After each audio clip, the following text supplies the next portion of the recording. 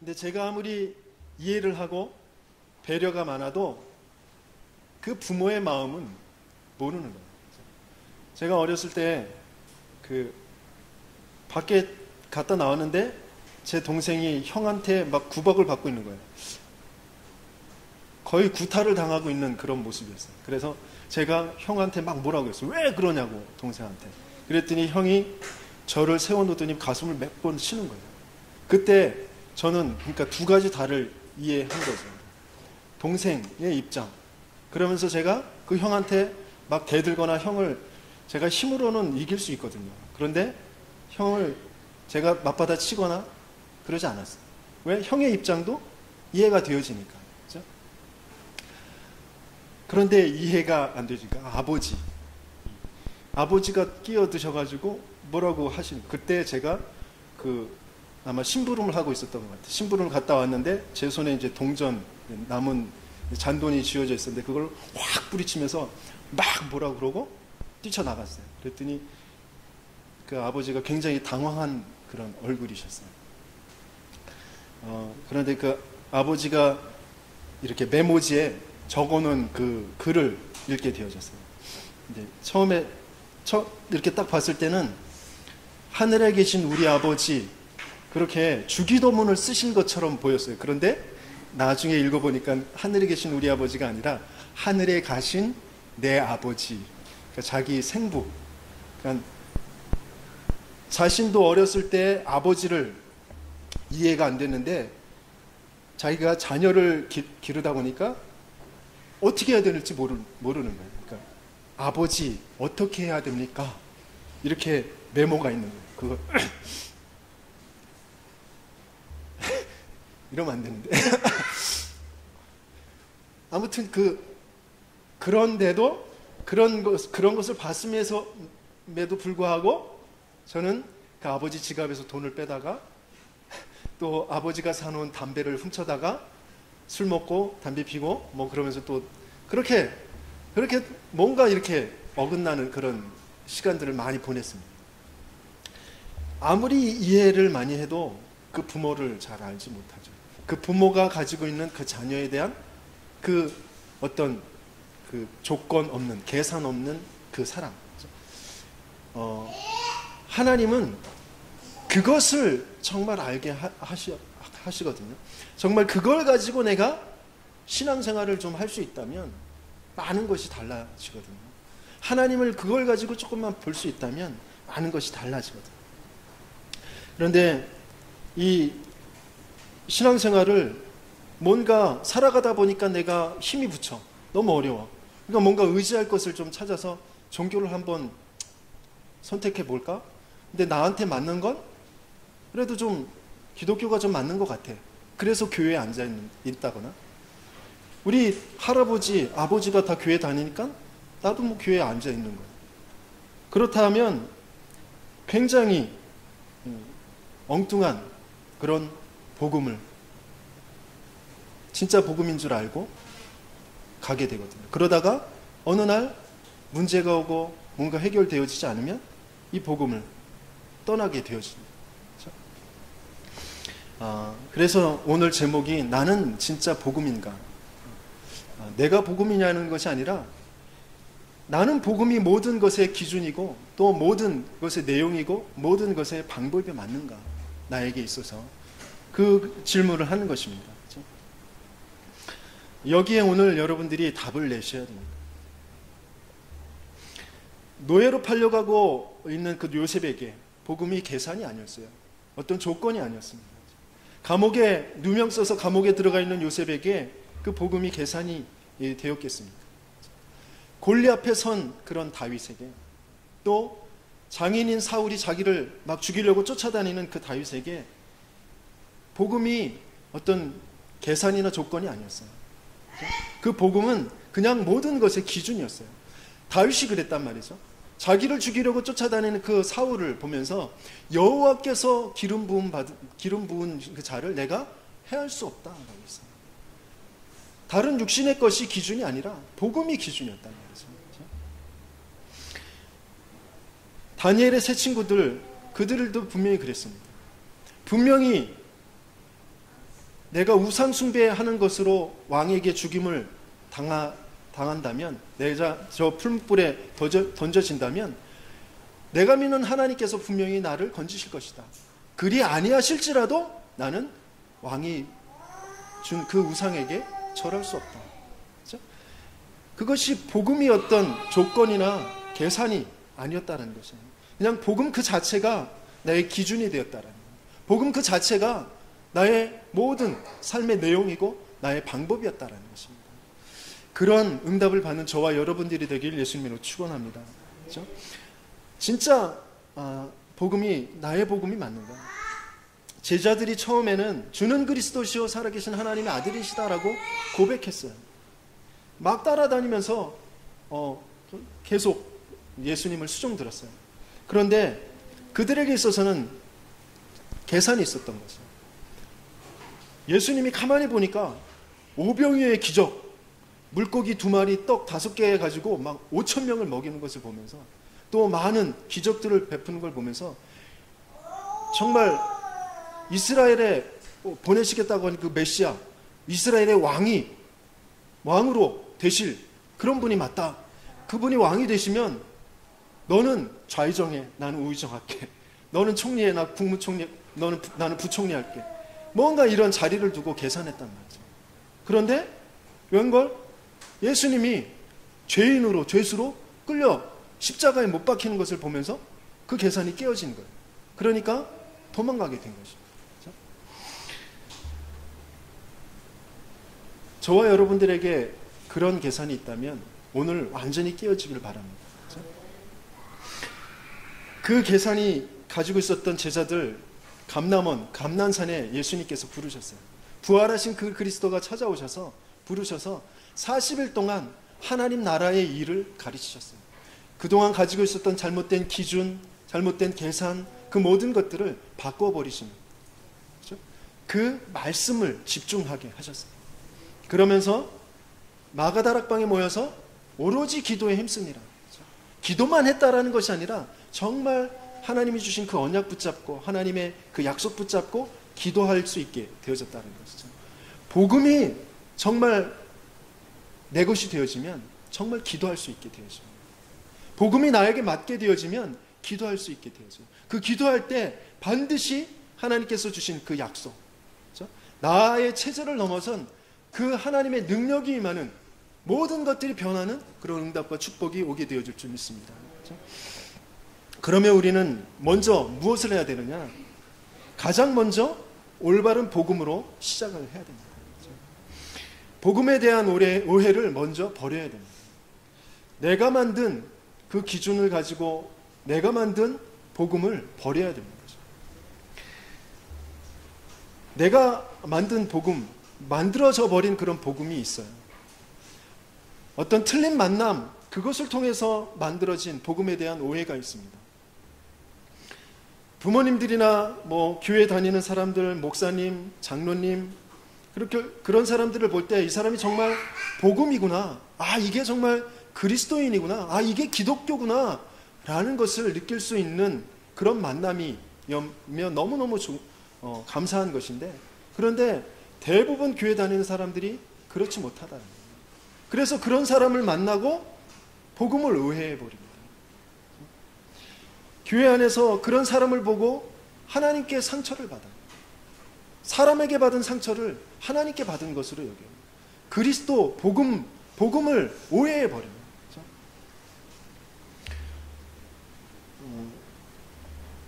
현장에 전도하러 나가보면 다 80-90%는 다 교회 가봤다고 그럽니다. 그런데 교회도 별거 없더라. 다 똑같이 거짓말쟁이들, 도둑질이고 사기꾼들이고 다 그렇더라. 그죠? 왜 그런 만남을 가질 수밖에 없었기 때문에 그렇단 말이죠. 저와 여러분들에게 하나님께서 그래서 중요한 또 사명을 주시는 것입니다. 바른 복음, 올바른 기독교의, 올바른 그리스도인의 그런 응답을 받아라.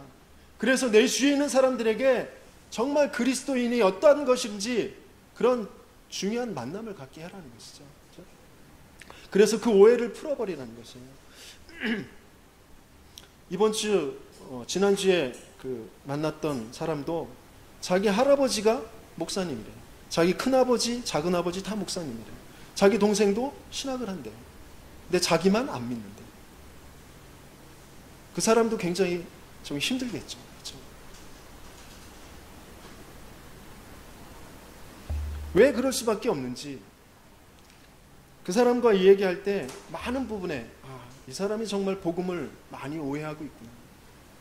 그 부분을 정말 답을 줘야 되겠다. 그런데 이번 주에 또 핵심 메시지를 통해서 강단 메시지를 준비하면서 하나님께서 많은 그런 답들을 주셨습니다. 여러분들 잘 알고 있는 우리 이 일제시대 때 신사참배를 거부하고 정말 믿음의 본을 보이셨던 그 주기철 목사님. 그 주기철 목사님의 아들, 그 주강조 장로님이었죠. 돌아가셨는데 그분도 아버님은 그렇게 훌륭하셨는데 굉장히 상처를 많이 받았어요. 아버님 일찍 고문당하시고 죽으시면서 그 가정이 굉장히 핍박 속에 있었죠. 어머니가 홀로 자식들을 길러야 되는데 일거리를 찾아서 가면 그 일을 주는 주인에게 그 일본 그 순사들이 와서 협박을 하는 거죠. 일 주지 말라고. 그러면 가난에 쪄들 수밖에 없어요. 그렇죠? 그런 핍박 속에 상처를 받는 거예요. 그렇죠? 그런 나중에 30대, 40대가 훨씬 지나서 인생의 거의 중반 다 지나서 그때 이제 복음을 받게 되어져서 이제 간증하러 다니셨습니다. 그렇죠? 뭔가 모르게 참된 복음, 그것을 만나야 되는데, 그리스도를 만나야 되는데 그냥 교회의 어떤 상황이라든지 그런 교회 다니는 사람들, 그런 사람들을 만나고 그리스도를 만난 것처럼, 복음을 만난 것처럼 오해해서 그 복음을, 그리스도를, 교회를 떠나버린단 말이죠. 또 반대로 예수를 내가 믿는데 내가 이래서 해야 되나, 뭔가 그런 자기의 연약 때문에 자책하고 낙심하는 사람들이 많이 있습니다. 그렇죠? 우리는 그 연약함에 무너져서는 안 되죠. 나의 연약함이 보여졌을 때 어떻게 하면 되죠? 그래서 나는 복음이 없으면 안 되는구나. 그렇죠? 그렇게 깨닫는 것이에요. 그러면서 또 한 가지, 이렇게 작고 연약한 나를 살리시기 위해서 하나님께서 복음을 주셔서 나를 불러주셨구나. 감사하다. 그것을 붙잡는 것입니다. 그렇죠? 많은 분들이 나는 왜 하나님을 믿으면서 복음을 누리지 못하고 복음을 들으면서 복음 안에 살지 못하고 있나 괴로워합니다. 그것은 너무 많은 상처 속에 자라왔기 때문에 그래요. 그렇죠? 그래서 너무 많은 것들이, 다른 것들이 내 속에 각인되어져 있기 때문에 그렇다는 것이죠. 우리의 상처, 그것이 우리의 체질, 성격으로 되어져 있습니다. 그래서 그것은 우리의 성격 문제, 체질 문제이지 복음 문제가 아니란 말이에요. 그리스도의 문제가 아니란 말이죠. 그리스도는 완전하고 영원한, 유일한 내 인생의 모든 문제를 해결하는 해결책인 줄 믿습니다. 그렇죠? 베드로의 그 고백은 맞아요. 주는 그리스도시요 살아계신 하나님의 아들이시니다. 그 고백은 정말 맞게 고백한 것이래요. 그런데 문제는 그 베드로의 성격이란 말이에요. 그 베드로의 체질이란 말이죠. 굉장히 급한 체질, 뭔가 영웅심과 동기 가득한 그런 성격. 그래가지고 결정적일 때 연약하게 무너져 버리는 그런 체질, 그것이 문제였다는 것이죠. 하지만 그리스도께서 약속하신 대로 그 반석 위에 내가 내 교회를 세우리라, 그것을 분명히 성취하신 줄 믿습니다. 저와 여러분들에게도 아무리 연약한 가운데 있더라도 그리스도, 그것 정말 바로 붙잡고 있을 때 반드시 그 응답이 오게 되어줄 줄 믿습니다. 도마는 자기가 확인하지 않으면 안 되는 그런 완벽주의의 그런 체질, 성격이었어요. 부활하신 그리스도, 그 소식을 들었는데 정말 부활한 게 맞냐? 나는 그 못 자국난 그 손, 그 창으로 찔린 그 옆구리, 내가 손 대보지 않고는, 내가 확인하지 않고는 못 먹겠다. 그랬더니 부활하신 그리스도가 찾아오셨어요. 그래서 손자국 만져보고 구멍난 손을 만져보고 또 옆구리에 손을 대봐라. 그리고서 너희가 믿음 없는 자가 되지 마라. 그렇게 믿음을 주셨단 말이죠. 그런데 이렇게 나의 체질 성격이 기준돼서는 안 된단 말이죠. 그렇죠? 무엇이 그럼 기준이 되어져야 됩니까? 바로 하나님이 주신 말씀이 기준이 되어져야 됩니다. 하나님이 주신 그 말씀을 우리의 기준으로 삼게 되어지길 예수님이 축원합니다. 그래야 계산이 그것을 기준 삼아서 따라가면 안 되는 것이죠. 아무리 내 상황이 그래도 내가 당장 그런 말 있잖아요. 목구멍이 포도청이라고. 그죠? 하지만 그 포졸한테 끌려갈 때 끌려가더라도 정신을 바짝 차리고, 그죠? 말씀을 붙잡고, 그죠? 끌려가더라도 끌려가야죠. 그죠? 말씀을 정말 붙잡게 되어질 때 끌려가지 않을 그런 응답이 오게 되어질 줄 믿습니다. 그죠? 우리는 정말 내 성격 가지고 내 체질 가지고 기준 삼으면 안 돼요. 그죠? 성격, 그건 두 사람만 만나도 그것은 다 성격은 다 다르거든요. 그죠? 사랑하는 이제 연애를 하는 사람들은 그러잖아요. 우리 둘이 단둘이 이렇게 어디 이렇게 살면 행복할 것 같잖아요. 그죠? 절대 안 그래요. 그죠? 살아본 분들은 다 아시잖아요. 단둘이 있으면 단둘이만 있는데도 그 성격 차이가 어마어마한 전쟁을 일으킵니다. 그죠? 내 품으로 내 속으로 난 자식도 성격이 안 맞아요. 그죠? 저는 이렇게 어디 갔다 오면 손발부터 씻어야 뭔가 이렇게 개운하잖아요. 그죠? 그리고 또 좀 집에 이렇게 정리되어 있어야 좀 뭔가 이렇게 좀 공부도 되어지고 뭐 책도 봐주고 쉬게 되어지고 그러잖아요. 근데 어떤 사람은 이게 자기 전에 이렇게 씻는 걸 싫어해요. 이렇게 또 양치도 잘 안 하고 이렇게 잘라 그러고. 그래서 제가 이렇게 자는 걸 깨워서 막 억지로 시키고 그런단 말이에요. 내 품으로 난 그런 자식도 성격이 안 맞아서 이렇게 갈등이 막 있단 말이죠. 그렇죠? 그 성격이 기준이 돼서는 안 됩니다. 그렇죠? 그러면 오히려 아주 큰 그런 문제가 오게 되어집니다. 성격이 다른 사람들, 그런 사람들과 함께하는 그 비밀, 그것이 복음인 줄 믿습니다. 그 비밀을 가지고 있어야 돼요. 그래야 나도 살고 그 사람도 살릴 수 있습니다. 이제 우리는 이 복음 안에서 나를 봐야 됩니다. 그 복음을 가지고 사람을 봐야 됩니다. 그 복음 가지고 문제를 봐야 돼요. 그런데 우리는 자꾸 거꾸로 내 기준대로 성격대로 분위기 상황 따라서 나와 맞는지 그것을 가지고 그 다음에 복음을 생각하고 복음을 이렇게 비춰본단 말이죠. 그러니까 오해하고 착각할 수밖에 없게 되어집니다. 또 복음을 어떤 종교 그리고 철학 그런 어떤 관념, 교리 이런 것으로 보는 오해가 있습니다. 많은 사람들이 그렇게 생각하거든요. 예수님은 뭐 4대 성인 중에 하나다 뭐 이렇게 표현하기도 하고. 기독교를 복음을 하나의 종교로 생각합니다. 물론 종교가 나쁘다 그런 것은 아니에요. 그러나 좋은 종교, 좋은 가르침 가지고 창세기 3장의 문제를 해결할 수 있지 못하다는 것이죠. 그렇죠? 창세기 3장 그 원죄의 문제를 해결할 수 없는 것입니다. 우리가 종교 생활을 해가지고는 우리의 참된 행복인 하나님을 만날 수 있는 길이 아니라는 것입니다. 하나님은 우리에게 종교를 주신 것이 아니고 바로 생명, 그 생명의 복음을 주신 줄 믿습니다. 사람들이 그래요. 똑똑한 사람들일수록 이제 그럽니다.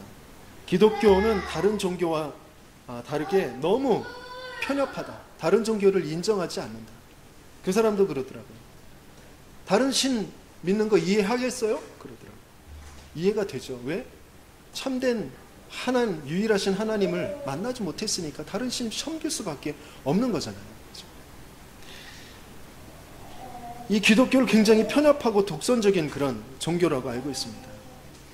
그것은 인간이 얼마나 비참한 상태인지를 알지 못하는 것이에요. 창세기 3장의 사건이 어떤 사건인지 알지 못하는 그 오해에서 오는 것입니다. 인간의 상태가 마음을 비워 해결되어지는 그런 상태가 아닙니다. 어떤 내 부정적인 경험, 감정 이런 것을 인정해 주라고 하거든요. 그리고 그것을 감싸나 주는 것이 치유다라고 해요. 뭐 힐링 캠프 뭐 여러 가지 뭐 강연들 나와서 이렇게 하는 거 보면 자기의 그 상처받은 그 옛날의 과거 그런 것들 생각하면서 막 몸서리치고 그것을 지워버리려고 하지 말고 그것도 나였다고 인정하고 그것을 감싸 안아주라고 그래요. 그럴 때 눈물이 팍 터지죠, 사람들이. 그죠? 그러면서 뭔가 힐링이 되는 것 같아요. 하지만 그것으로 내가 창세기 3장에 사단에게 속아서 하나님의 말씀을 어긴 그 죄에 빠져서 하나님 떠난 그 상태를 알려주고 그것을 해결할 수 있는 그런 것이 아니란 말이에요. 인간의 상태는 그 감정 가지고 뭐 움직이는 그런 정도의 상태가 아니란 말입니다. 그렇죠? 뭔가 긍정적인 것을 자꾸 직면하고, 그렇죠? 대자연 속에 좋은 것들을 바라보고 좋은 것들을 생각하고 그런 것들을 자꾸 내면화시키고 또 내 속에 있는 그런 진짜 나를 찾아내는 그것으로 해결될 그런 문제가 아니라는 것입니다. 그것이 다 좋은 그 과정들이죠. 종교에서 그런 일들을, 그런 프로그램들을 많이 합니다.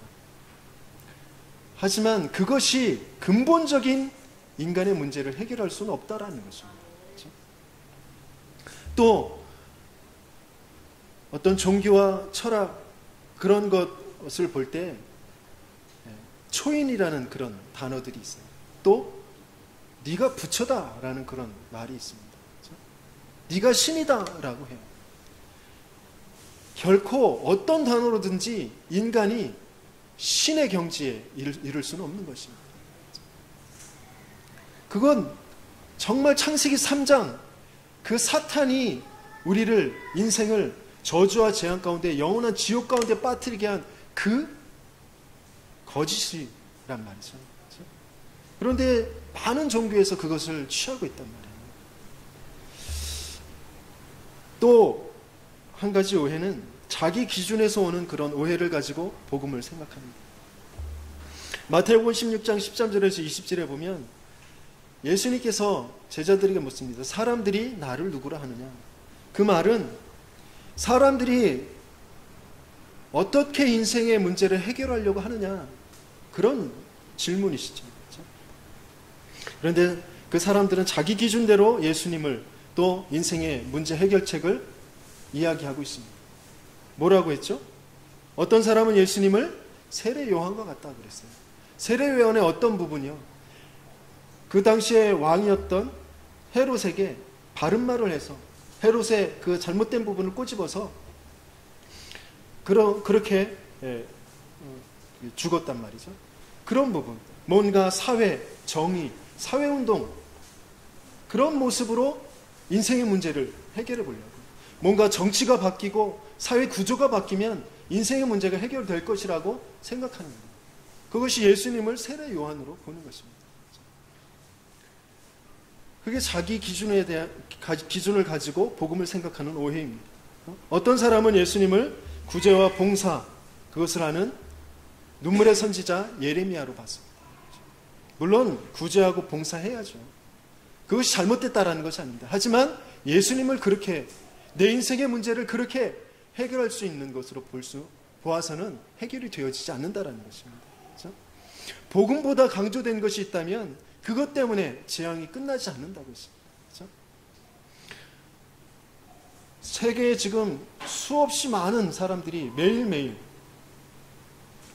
먹지 못해서 죽어가고 있어요. 또 제대로 치료받지 못해서 죽어가고 있어요. 그 사람들을 도우려고 또 기부도 하고 또 가서 돕기도 하고 수혈도 하고 헌혈도 하고 그런 거. 또 물품도 나눠주고 그런 거 사람에게 베푸는 그것은 당연한 도리잖아요. 도리. 그죠? 당연한 도리가 진리일 수는 없는 것입니다. 예수님은 우리에게 인생의 문제를 해결하실 진리로 오셨단 말이죠. 내가 곧 길이요 진리요 생명이니 나로 말미암지 않고는 아버지께로 올 자가 없느니라. 그죠? 그런데 그 사람이 그러더라고요. 다른 데는 안 그러는데 유독 저 위에 교회 다니는 사람들만 그 불법 주차를 많이 한다는 거예요. 물론 불법 주차하면 안 되죠. 법과 질서를 잘 지켜야죠. 그건 도리예요.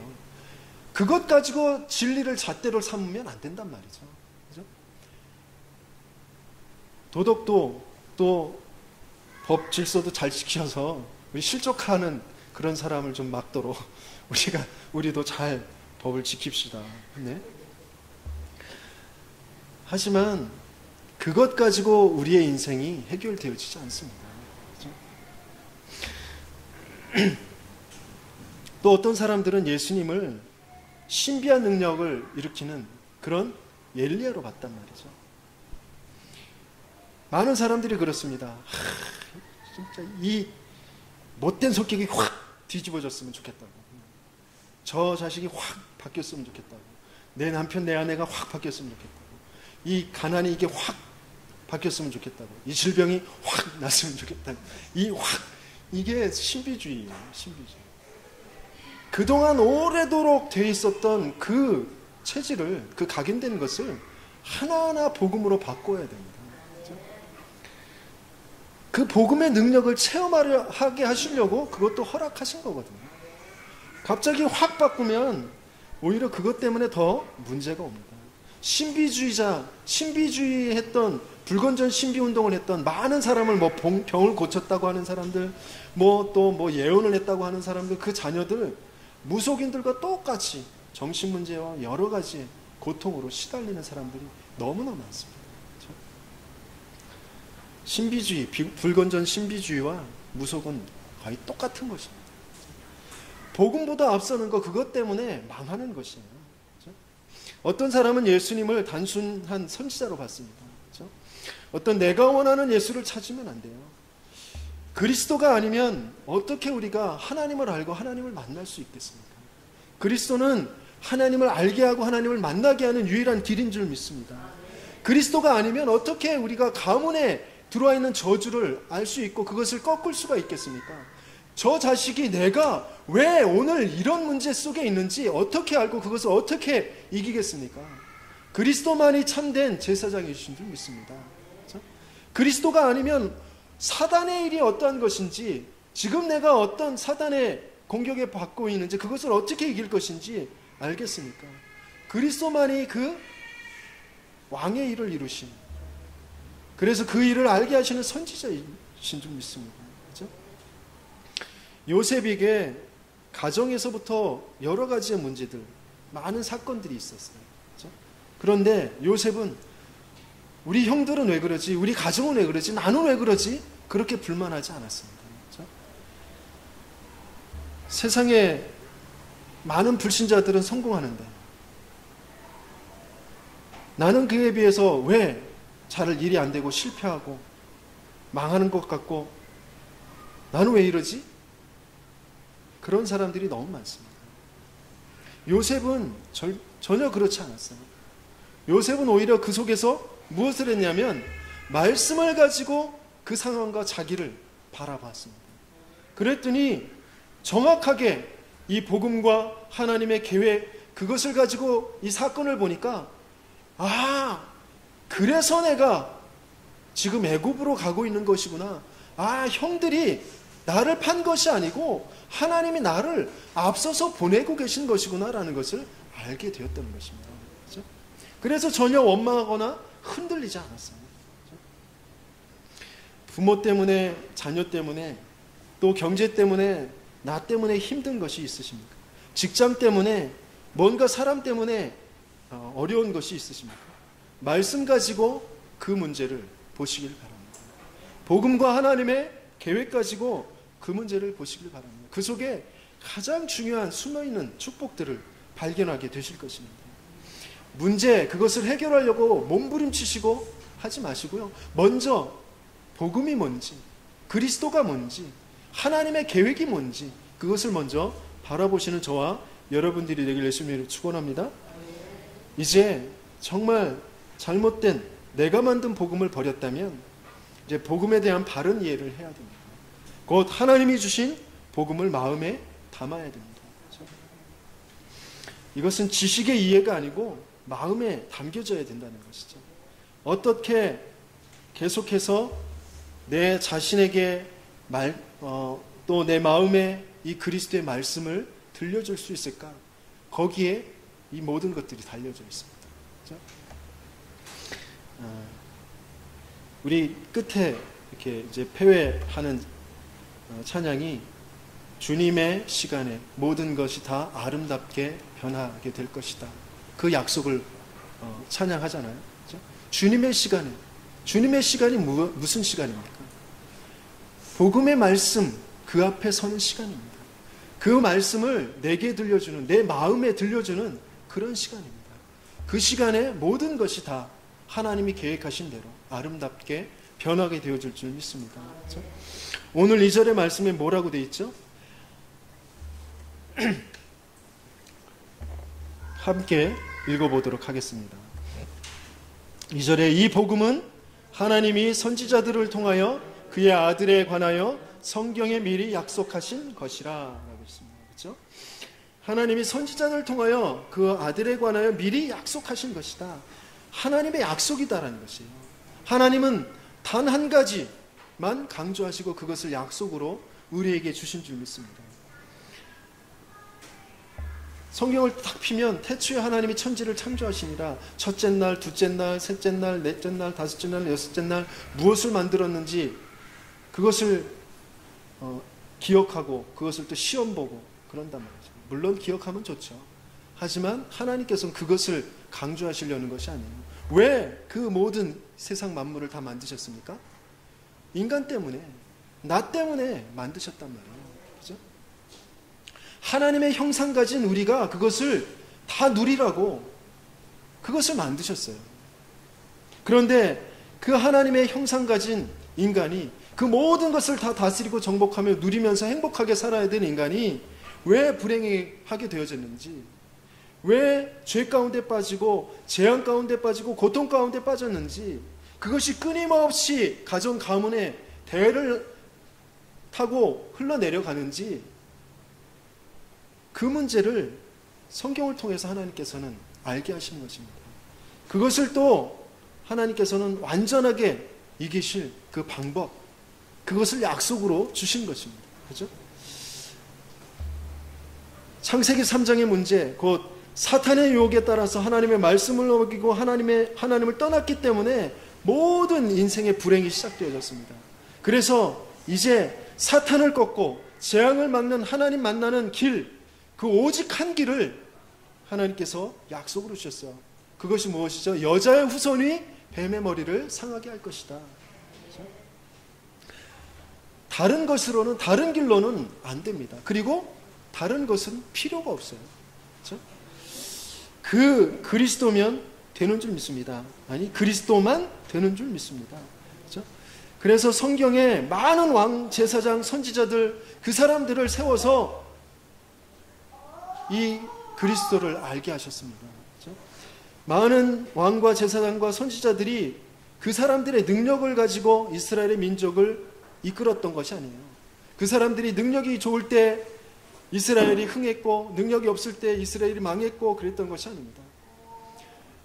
아무리 능력이 없었어도 그 많은 왕들, 제사장들, 선지자들이 복음을 바로 붙잡았을 때, 언약을 바로 붙잡았을 때 이스라엘은 승리하게 되어졌어요. 그 주변국에 우뚝 서 있게 되어졌어요. 그런데 이 복음, 언약, 그걸 놓쳤을 때 이스라엘은 그 주변국들의 노예가 되어지고 포로가 되어지고 끊임없는 전쟁, 재앙에 시달릴 수밖에 없게 되어졌단 말이죠. 하나님은 모든 왕, 제사장, 선지자 이 직분을 통하여서 하나님의 언약을 설명하고 계십니다. 또 노예 전쟁포로 속국, 그 사건을 통해서도 언약을 떠난 상태가 어떠한 것인지를 알게 하시는 것이에요. 그러면서 더 중요한 것은 그 속에 있지만, 노예되어지고 포로되어지고 전쟁 가운데 재앙 가운데 있지만 언약 붙잡으면 오히려 그것이 더 큰 응답의 문이 될 것이다 라는 것을 알게 하시는 것입니다. 그렇죠? 또 하나님이 주신 복음을 우리의 마음에 담아야 될 것이 무엇이죠? 또 3절에 이렇게 말씀하시고 계십니다. 육시로는 다윗의 혈통에서 나셨고 그랬어요. 그렇죠? 그리스도가 다윗의 혈통으로 오실 것이라고 하셨어요. 왜 그렇죠? 창세기 3장 15절, 여자의 후손이 뱀의 머리를 상하게 하시고자 그 메시아가 다윗의 후손으로 오실 것이라는 거예요. 왜 그렇습니까? 노아의 방주, 모든 홍수로 다 심판을 받지만 이 방주 안에 들어가기만 하면 산다는 그 그리스도가 다윗의 혈통으로 오신다는 것이에요. 왜 그렇습니까? 다윗이 너무나 훌륭한 사람이기 때문에 그 후손으로 오게 하실 것이다 라는 것입니까? 그렇지 않죠. 그렇죠? 다윗은 그냥 한 혈통으로 와야 되는데 그냥 선택받은 사람일 뿐입니다. 그렇죠? 다윗이 훌륭해서가 아니라 그리스도를 보내기 위해서 다윗을 택하셨고 다윗을 축복하셨던 것입니다.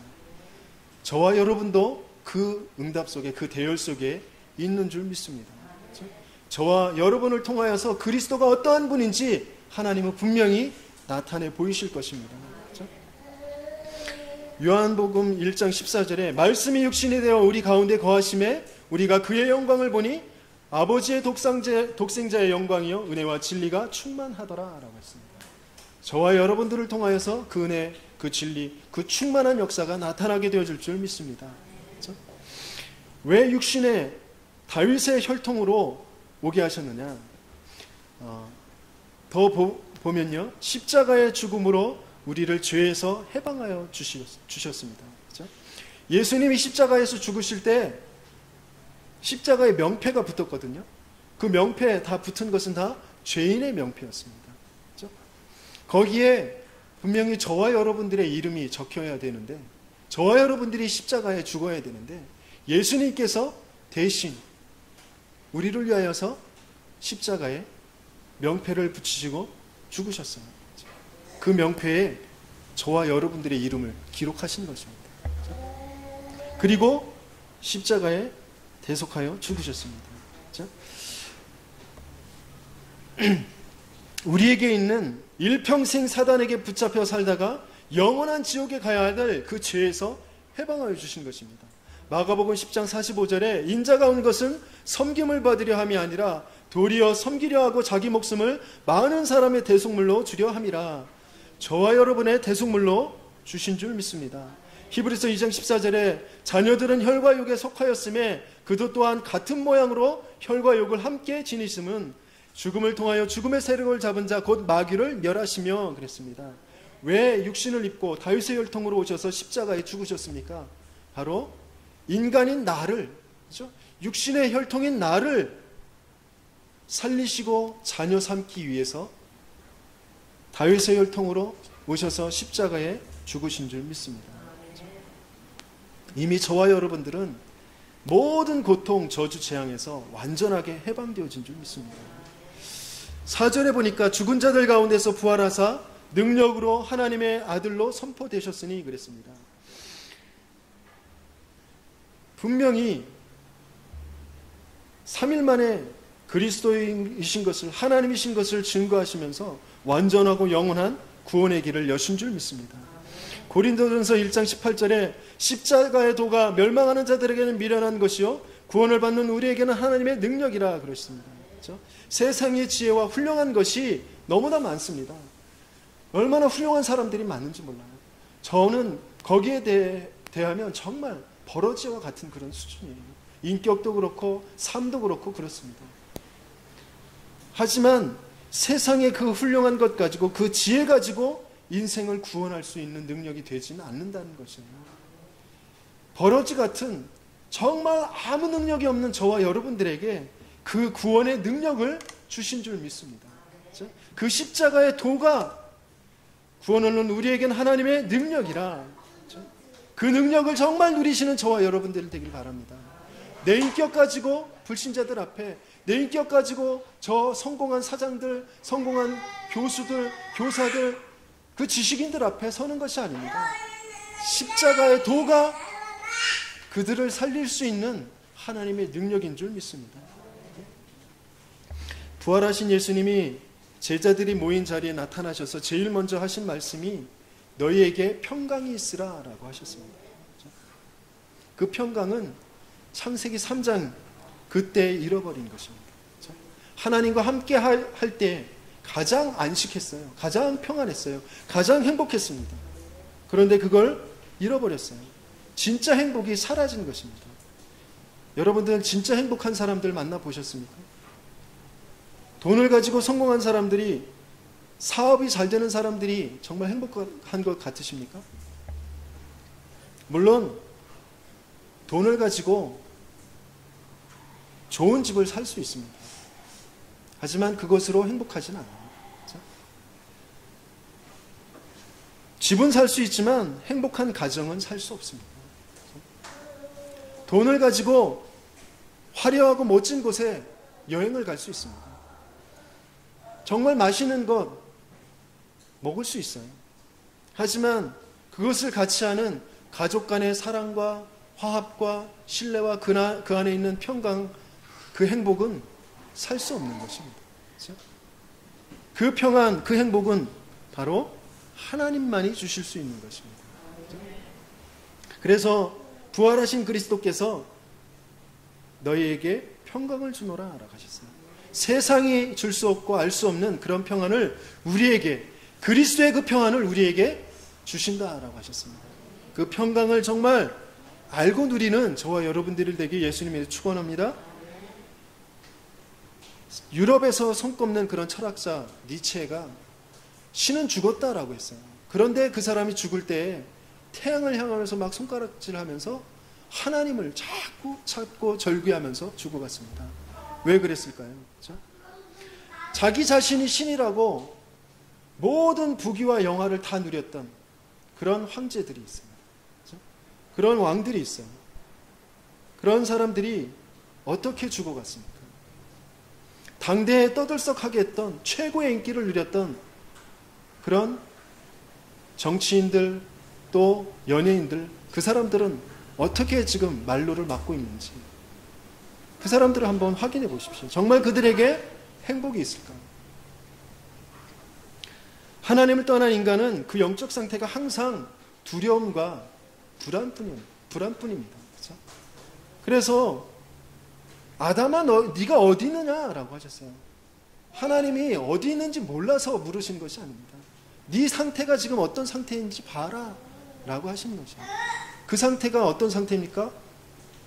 두렵고 무서워서 숨은 상태입니다. 그렇죠? 인생은 그렇게 되어줄 수밖에 없어요. 하나님 떠난 사람들은. 그래서 그것을 다른 것으로 자꾸 채우려고 합니다. 남자로, 여자로, 어떤 돈으로, 그렇죠? 어떤 명예로, 뭔가 화려한 것들로, 재미있는 것들로 채우려고 합니다. 하지만 그것으로 채워지지 않죠. 오히려 그것들에게 더 붙잡히게 되어지는 것입니다. 요한복음 8장 31절에서 32절, 너희가 내 말에 거하면 참으로 내 제자가 되고 진리를 알지니 진리가 너희를 자유케 하리라 라고 했습니다. 그렇죠? 과거의 상처 거기에 붙잡혀 있지 마시고 자유하시기 바랍니다. 또 오지도 않은 앞으로의 일, 그것에 대한 생각에 잡혀서 있지 말고 자유하시기 바랍니다. 자유하려면 어떻게 하라고 했죠?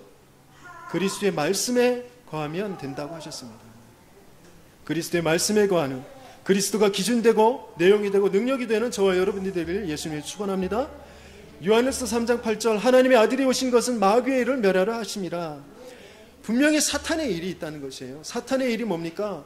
그렇게 오래도록 교회 다녔는데, 그렇게 오래도록 복음을 들었는데 그 복음의 능력이 나에게 나타나지 않는 것이에요. 내 가정에, 내 사업장에 나타나지 않는 것이에요. 그게 사탄의 일입니다. 그럼 어떻게 하면 되죠? 하나님의 아들이 나타나신 것은 이 마귀의 일을 멸하라 하심이라. 그리스도의 이름으로 명하노니 내게 복음의 능력이 나타나게 하지 않는 오래된 각인을 가져다주는 모든 흑암아 사단아 그리스도의 이름으로 떠나가라 명령하면 될 줄 믿습니다. 그렇죠? 믿음을 가지고 확인하면 될 줄 믿습니다.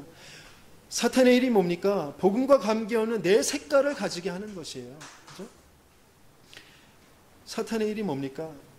그 평안을 놓쳐버리고 가정이 파괴되게 하는 것이에요. 그렇죠? 그 가정이 무너져 버리면 어떻게 되죠? 자녀들이 외로움과 불안에 휩싸이게 되어집니다. 그렇죠? 하나님 모르는 그런 영적인 상태, 그러면서 가정에서 생긴 외로움과 불안, 그런 것이 자꾸 다른 것을 찾게 만들어요. 남자친구, 여자친구, 게임, 술, 마약, 그것이 잠깐은 위로가 될 수 있을지 몰라요. 하지만 그에게 깊게 들어가 있는 그 사단의 일로 찾아와 있는 영적인 상태, 그 마음의 상태는 바꿀 수가 없는 것입니다. 그것을 어떻게 바꿉니까? 하나님의 아들이 나타나신 것은 마귀의 일을 멸하려 하심이라. 그리스도로만 바꿀 수 있는 줄 믿습니다. 우리 자녀들에게 이 그리스도를 숨겨줘야 돼요. 그죠? 알게 해줘야 돼요. 복음의 능력이 나타나야 된단 말이죠. 그럼 내가 먼저 복음 속으로, 바른 복음 속으로 들어가야 될 줄 믿습니다. 그 복음이 내 마음에 담겨져야 될 줄 믿습니다. 그죠? 이 마귀의 일을 멸하는 그 능력, 그것은 나의 노력, 또 의학, 종교에 있지 않습니다. 그죠? 많은 사람들이 자녀의 문제 때문에 고민을 하고 있습니다. 그렇죠? 자녀가 정말 걱정된다면 그때 이렇게 생각하셔야 돼요. 아, 드디어 때가 왔구나. 이 부모의 기도가 얼마나 권세 있는, 얼마나 능력 있는 복음의 능력의 기도인지 정말 그것을 시험할 때가 왔구나. 그렇게 생각하시면 될 줄 믿습니다. 될 줄 믿습니다. 기도 안 하시려고 작정하셨나 봐. 자녀가 문제가 없으신가 보군요. 네. 아멘입니다. 자녀에게 정말 영적인 사실을 알려주고 언약을 전달할 시간표가 됐구나. 그렇게 아시면 됩니다. 제가 왜 저러지? 큰일 났네. 그러면서 막 이곳저곳 이 사람 저 사람에게 묻고 막 이 병원 저 병원 다니고 그러지 마시고 정말 언약 그리스도를 붙잡게 되시길 예수님에서 축원합니다. 이제 결론적으로 확인하고 확신하는 그 속으로 들어가시길 바랍니다. 무엇을 확인하고 확신해야 됩니까? 1절의 말씀에 뭐라고 그랬죠? 예수 그리스도의 종 바울은 사도로 부르심을 받아 하나님의 복음을 위하여 택정함을 입었으니 그랬습니다. 이것이 저와 여러분들이 확인하고 확신해야 될 것입니다. 나는 하나님의 복음을 위하여 택정함을 받았다. 맞습니까? 믿습니까? 네, 정말 맞고 믿어야 될 것입니다. 하나님이 나를 위해 있는 것이 아니고 내가 하나님을 위해 존재하는 것입니다. 많은 사람들이 복음을 나를 위해 있는 것으로 자꾸 오해하니까, 착각하니까 종교하고 똑같은 것으로 여겨서 떠나가는 것입니다. 하나님이 나를 위해서, 복음이 나를 위해 있는 것이 아니고 내가 하나님을 위해서, 내가 복음을 위해서 있는 것입니다. 그렇게 택정함을 받은 것입니다. 내가 그렇게 존재하고 있는 것입니다. 이 사실이 나의 진심으로 고백되게 하는 것, 그것이 전도자의 일심, 전심, 지속입니다. 이제 그리스도는 완전하고 그리스도는 충분하고 그리스도는 모든 것이다. 더할 것도 뺄 것도 없다. 여기에 정말 확신하시고 그것을 확인하는 저와 여러분들이 되기를 바랍니다. 나의 인격, 나의 능력, 나의 IQ가 필요하면 그것이 복음이 아닙니다. 그것이 그리스도가 아닙니다. 그렇죠? 모세가 왕궁에 있을 때, 젊었을 때 부르시지 않고 오히려 도망자로 처가살이 할 때 80세 노인이 되었을 때 부르셨습니다. 그러면서 내가 너와 함께 할 것이다 라고 약속하셨습니다. 또 이제 사실적인 그런 결단을 해야 되겠습니다. 에스더가 죽으면 죽으리라 라고 했던 것처럼, 스데반이 돌에 맞으면서까지 정말 복음 앞에 섰던 것처럼 여러분들이 이제 사실적인 결단, 어떤 결단입니까? 사업이 망해도 내 자녀가 망해도 복음을 위해 택정함을 받은 나는, 내 자녀는 망할 수 없다. 그 믿음 가지고 결단하시길 바랍니다. 그렇죠? 복음만이 나의 기준, 나의 내용, 나의 방법이 되도록 결단하시길 바랍니다. 그렇죠? 정말 사업이 망해도 됩니까? 망해도 된다고 우기십시오. 그리고 결단하십시오. 하나님이 분명히 더 큰 응답으로 역사하실 것입니다. 진짜 복음이 맞다면, 그렇죠? 그리고 사실적인 헌신이 이제 나오게 되어집니다. 하나님의 복음을 위하여 전도 때문에 나의 과거와 현재에 이런 응답이 있었구나라는 것을 알게 하실 것입니다. 정말 미래와 영원이라는 시간을 두고 내 인생을 어디에다 헌신할 것인지 알게 하실 것입니다. 여러분들에게 분명히 그 눈물을 갖게 하실 것입니다. 그렇죠? 저는 주위에서 눈물만 흘리려고 그러면 저도 따라서 울거든요. 그런 눈물 말고 정말 절절히 생각할 때마다 내 인생 거기에 정말 하나님 쓰임받기 원합니다. 내 모든 과거 그것 때문에 있었습니다. 내 앞으로의 모든 호흡하는 그 호흡 그것 때문에 있습니다. 그 눈물이 여러분들에게 분명히 발견되어지고 그 응답을 보게 되어질 줄 믿습니다. 우리 함께 기도하겠습니다. 하나님께서 정말 나에게 주신 이 복음, 그것이 정말 확인되어지고 확정되어지도록 함께 기도합니다. 함께 기도합니다.